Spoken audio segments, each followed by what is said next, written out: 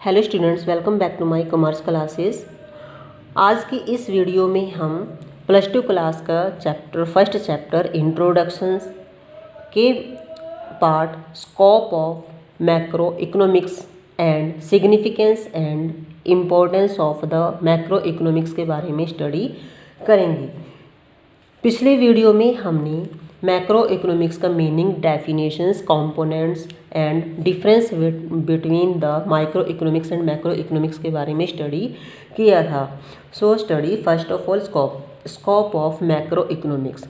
Students, जैसे कि मैंने पिछले वीडियो में बताया था कि जो मैक्रो इकोनॉमिक्स में जो हम क्या करते हैं, होल ऑफ इकॉनमी के बारे में स्टडी करते हैं। होल ऑफ इकॉनमी का मतलब जैसे कि national income, theory of money, unemployment, role of government, etcetera etcetera. तो अब यहाँ पर आता है scope of macroeconomics. Scope का मतलब ये होता है कि आप जो मैक्रो इकोनॉमिक्स का जो क्षेत्र है वो कहाँ कहाँ तक है, इसमें क्या क्या आता है, क्या क्या टॉपिक्स आप स्कोप ऑफ मैक्रो इकोनॉमिक्स के अंदर जो है कवर करते हैं। तो वैसे तो हम स्कोप ऑफ मैक्रो इकोनॉमिक्स को कोई भी इकोनॉमिक्स ने अच्छे से डिफाइन नहीं किया, लेकिन फिर भी हम क्या है सैकड़ों इकोनॉमिक्स के फील्ड को जो है 6 पॉइंट में जो है डिस्ट्रीब्यूट करके इसको स्टडी करेंगे। First of all theory of national income. Students, सबसे पहले थ्योरी ऑफ नेशनल इनकम के सिद्धांत को जो है मैक्रो इकोनॉमिक्स में पढ़ा जाता है, यानी कि study of the national income.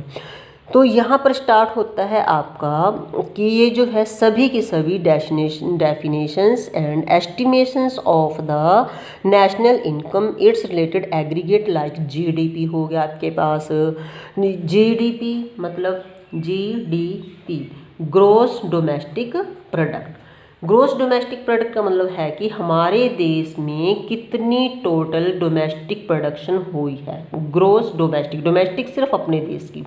National income में हम जो है अपने नेशनल इनकम के बारे में जो है पढ़ते हैं, और प्लस एनडीपी मतलब नेशनल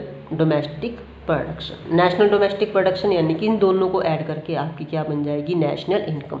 सेकंड जो है आपके पास theory of employment. Students, theory of employments में मैक्रो इकोनॉमिक्स जो है ए लार्ज पॉइंट्स पे काम करता है कि हमारे देश में कितने ऐसे व्यक्ति हैं जो कि अनएम्प्लॉयड हैं, कि जिनको बेरोजगार नहीं मिला, और कुछ ऐसे हैं जिनको बेरोजगार मिला हुआ है। इस पर आपको जो है पूरे चैप्टर्स आपकी बुक में मिलेंगे, जहाँ पर हम इनको अच्छे से स्टडी करेंगे। तो यहाँ पर जो है केंजियम भी थ्योरी ऑफ एम्प्लॉयमेंट में कहता है कि significance it explain the causes of unemployment, suggest the possible remedies to combat it. यानी कि थ्योरी ऑफ एम्प्लॉयमेंट में कि हमने अनएम्प्लॉयमेंट के क्या कारण हैं और उसको कैसे दूर किया जाता है, इसके बारे में पढ़ना है। Third of theory of money. Theory of money में स्टूडेंट्स आपके पास यही पॉइंट आ जाता है कि अगर आपके पास एग्रीगेट डिमांड और जो है आपके पास एग्रीगेट सप्लाई ऑफ मनी, अगर आपके पास डिमांड ज़्यादा है और सप्लाई कम है, तो आपने मनी को कैसे क्रिएट करना है, उसकी सप्लाई को कैसे बढ़ाना है। और अगर आपके पास एग्रीगेट डिमांड कम है और सप्लाई ज़्यादा है, तो आपने इसको कैसे सॉल्व करना है। यहाँ पे आपके पास इन्फ्लेशन की स्थिति बढ़ जाएगी, अगर ग्रेटर देन है तो लेस देन, तो आपके पास डिफ्लेशन की, जो हमने पीछे भी वीडियो में पढ़ा था। Next point is theory of journal price level, that is the main important point. अब जो theory of journal price level का मतलब है कि आपका जो प्रोडक्शंस का प्राइस लेवल है वो क्या है, तो आप प्राइस की डिटर्मिनेशंस कैसे इसमें आप तय करते हैं। तो यहाँ पर जो है फर्म्स को, गवर्नमेंट को ये इस बात का ध्यान रखना पड़ता है कि आपने इकोनॉमी के बीच इन्फ्लेशनरी गैप और डिफ्लेशनरी गैप को ख़त्म करना है। Inflationary gap and deflationary gap को ख़त्म करना है। Role of the government. अब जहाँ पर हम स्टडी ऑफ होल इकोनॉमी कर रहे तो वहाँ पर naturally role of the government तो होएगा ही, क्योंकि जो भी हमने नेशनल इनकम निकालनी, थ्योरी ऑफ मनी करना, कुछ भी करना, तो गवर्नमेंट का रोल तो हमारी इकोनॉमी में होएगा ही। तो रोल ऑफ गवर्नमेंट में गवर्नमेंट इस प्रकार से बजट तैयार करती है कि हमारी जो इकोनॉमी की एक्टिविटीज़ हैं उस पर कोई भी गलत इफेक्ट ना पड़े, कि वो हमारी सही से चल सके। Theory of the international trade. अब इसमें मैक्रो इकोनॉमिक्स में हमने इंटरनेशनल ट्रेड के बारे में भी पढ़ना है। इंटरनेशनल ट्रेड का मतलब क्या है, यहाँ पर हमारे पास आ जाता है एक्सपोर्ट एंड इंपोर्ट। इंटरनेशनल का मतलब है कि जब हम कुछ वस्तुएं, कुछ प्रोडक्शन बाहर भेजते हैं उसको एक्सपोर्ट कहते हैं। इंपोर्ट अगर हम बाहर से कुछ प्रोडक्शन मंगाते हैं, सामान मंगाते हैं, उसको इंपोर्ट कहते हैं। तो इसके बारे में भी आपके पास एक पूरा चैप्टर है जिसको हम बाद में अच्छे से स्टडी करेंगे। तो significance and importance of the macro economics. अब यहाँ पर स्टूडेंट्स आपने ध्यान रखना है कि सिग्निफिकेंस का मतलब क्या है, कि मैक्रो इकोनॉमिक्स की जो इम्पोर्टेंस है वो क्यों है, वाई, हम इसको क्यों पढ़ते हैं मैक्रो इकोनॉमिक्स को, क्या ज़रूरत है पढ़ने की हमें मैक्रो इकोनॉमिक्स।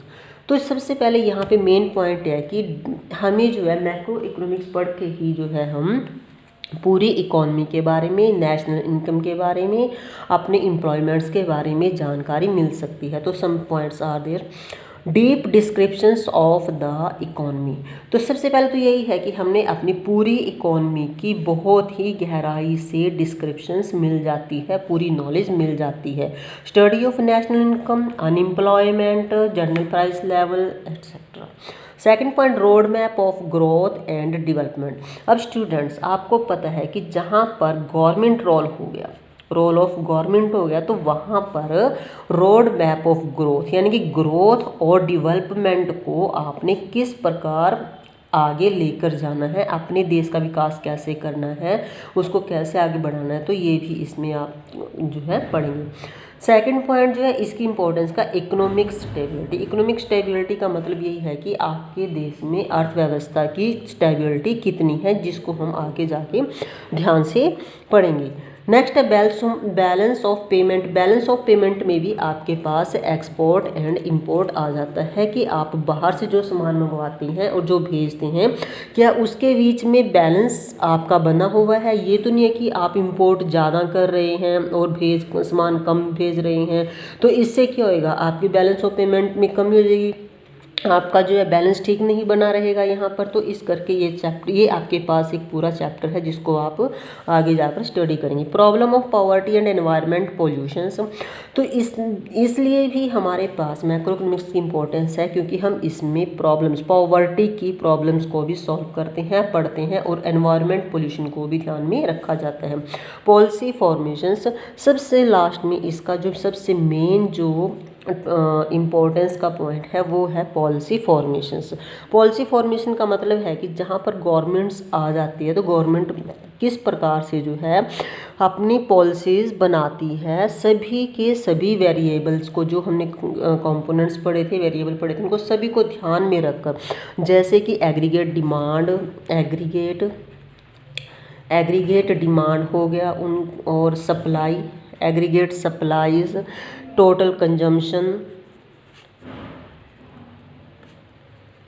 कंजम्पशंस एंड, मतलब इन द इकोनॉमी, इन सभी पॉइंट्स को, कंपोनेंट्स को ध्यान में रख के जो है क्या डिसीजन लेती है, क्या जो है वो पॉलिसीज़ बनाती है, जिससे कि हमारे देश का ग्रोथ एंड डेवलपमेंट हो सके।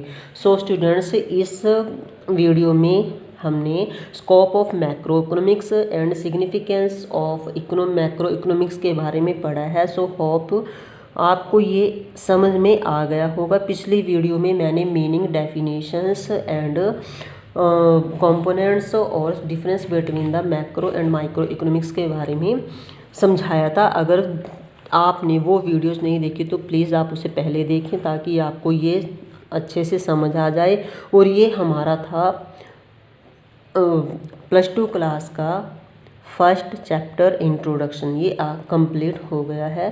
Thank you. यदि आपको इससे रिलेटेड कोई भी डाउट है तो आप प्लीज़ कमेंट में करके पूछ सकती हैं। So please like, subscribe and share ज़रूर करें। Thank you.